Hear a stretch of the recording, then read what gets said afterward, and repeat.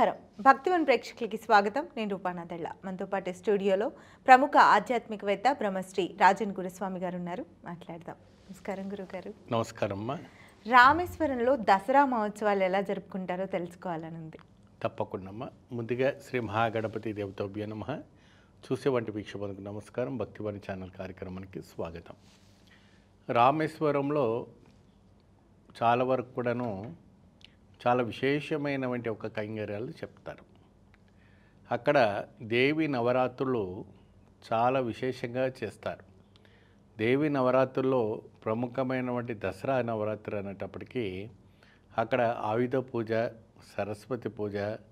దుర్గా పూజ అనేది చాలా ప్రాముఖ్యతగా చేయటం విశేషంగా చేస్తారు రామేశ్వరంలో చేయవలసిన వంటిది ప్రముఖంగా కొన్ని ప్రాంతాలు చేస్తారు చేయరు తెలియదు కానీ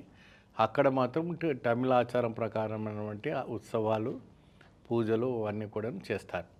సో దాంట్లో అతీతమైనటువంటి ఒక శక్తి రావటం అనేది జరుగుతూ ఉంటుంది అక్కడ చిన్నపిల్లల నుండి 12-13 ఏళ్ళ బాలికలందరినీ కూడా దేవి నవరాత్రిగా వాళ్ళ అమ్మవారిగా భావించి ఆ పిల్లలందరినీ కూడా పూజించబడుతుంది సో ఈ రకంగా ఏం చేస్తారంటే పసిపిల్లలందరినీ కూడా చక్కగా కూర్చోబెట్టి వాళ్ళకందరూ కూడాను ఒక బాల త్రిపుర సుందరుడి నుంచి దుర్గాదేవి అవతారం లాగా అన్నిటి కూడాను ఆ పిల్లలకి రెడీ చేస్తారు రెడీ చేసి అక్కడ రకరకాలమైనటువంటి వాయినాలు ఇచ్చి వాళ్ళకి ఇష్టమైనటువంటి వాయినాలు ఇచ్చి పూజించబడుతుంది ముఖ్యంగా పిల్లలకి ఏం పెడతారంటే అక్కడ శనగలు వడపప్పు గాజులు తమలపాకులు ఆకు ఒక్క మన పచ్చటి వంటి వస్త్రాలు అది ఫ్రాక్ కావచ్చు మరి ఆ పిల్ల ఏదైతే ధరించుకుంటుందో ఆ పాప ఏది ధరించుకుంటుందో వయసుని బట్టి ఆ రకంగా ఇవ్వటం ఇప్పుడు ఉత్త వయసు ఉన్న వాళ్ళకందరికీ చీరలు ఇవ్వటం అలా ఇవ్వటం అనేది జరుగుతుంది పసిపిల్లలకి ఏ విధానమైనటువంటి వస్త్రాలు ఇవ్వాలనో అలాంటివి ఇవ్వటం అనేది జరుగుతుంది అన్ని చోట్ల ఒక ఎత్తు రామేశ్వరం ఇంకొక ఎత్తుగా ఇక్కడ చేస్తూ ఉంటారు ఇక్కడ ఆయుధ పూజ అనేది చాలా విశేషంగా చేస్తారు ఆయుధ పూజ అనేటప్పటికీ ఏమొస్తుంది ప్రతిదిను కూడాను ఆయుధంగా భావిస్తాం యంత్రం అంటే మన ఫోన్ కూడా ఒక యంత్రమే అవును దాన్ని కూడా పూజించబడుతుంది అది కూడా ఆయుధమే కాబట్టి ఆ యొక్క ఆయుధ పూజ చేయటం వల్ల కూడా విశేషమైనటువంటి ఫలితాలు రావటం అనేది జరగబడుతుంది కావున రామేశ్వరంలో జరగవలసిన వంటిది విశేషమైనటువంటి కైంకర్యం అక్కడ ప్రసాదాలు కూడాను వింతగా అంటే ఒక రకంగా ఉంటుంది అంటే చక్కెర పొంగలు తైరు పొంగలు వెన్న పొంగలు ఏమో దద్దోజనం అలాంటివన్నీ కూడాను ఈ 9 రోజుల పాటు కూడాను అమ్మవారికి విశేషమైనటువంటి నైవేద్యం పెట్టి అక్కడ ఉన్నటువంటి పసిపిల్లలు కానీ అక్కడ వచ్చేటువంటి భక్తులు కానీ అక్కడ ఆ ఊర్లో వాయనాలు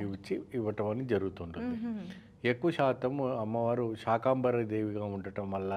శాకాంబరం కూరలు కూడా ఇవ్వటం అనేది జరుగుతుంటుంది చాలా ఉత్తమైన వంటి యొక్క కైంకర్యాలని జరగటం జరుగుతుంటుంది మనం కూడా అవే నైవేద్యంగా సమర్పిస్తూ ఉంటాం అవే నైవేద్యంగా మనం సమర్పిస్తూ ఉంటుంటాం సో ఈ సమర్పించటం వల్లనే తల్లి మనకు స్వీకరించి ఆశీర్వదిస్తుంది ఈ సరస్వతి పూజ రోజున చక్కగా అమ్మవారికి పుస్తకాలు పంపిణీ చేయటం పుస్తకాల పూజ చేయటము పుస్తకాల్లో అన్నీ కూడా చేసి అక్షరాభ్యాస చేయటం కూడా అదే రోజుగా మంచిదిగా చేస్తుంటారు ఏ రోజైతే మనకు రామేశ్వరంలో సరస్వతి పూజ ఉంటుందమ్మో మూలా నక్షత్రం రోజున ఆ రోజున చాలా వరకు కూడా ఈ యొక్క పూజ చేసి అక్షరాభ్యాస చేసి వాళ్ళకు అక్కడ ఉన్నటువంటి పిల్లలకి అందరూ కూడా పుస్తకాలు పంపిణీ చేయటము అనేక రకమైనటువంటి ఇది చేయటం అనేది జరుగుతుంది దాని ద్వారా మంచి ఫలితాలు రావటం అనేది జరుగుతూ ఉంటుంది దానికోసమే అక్కడ రామేశ్వరంలో ఎప్పుడు కూడాను ఎవరైనా కూడా ఏంటంటే చివరి రోజు కూడాను అక్కడ ఏంటంటే పెద్ద రావణాసుని తయారు చేస్తారు పెద్ద రావణాసుని తయారు చేసి ఆ రోజు రాముడితో అంతిమ సంస్కారం చేస్తున్నట్టుగా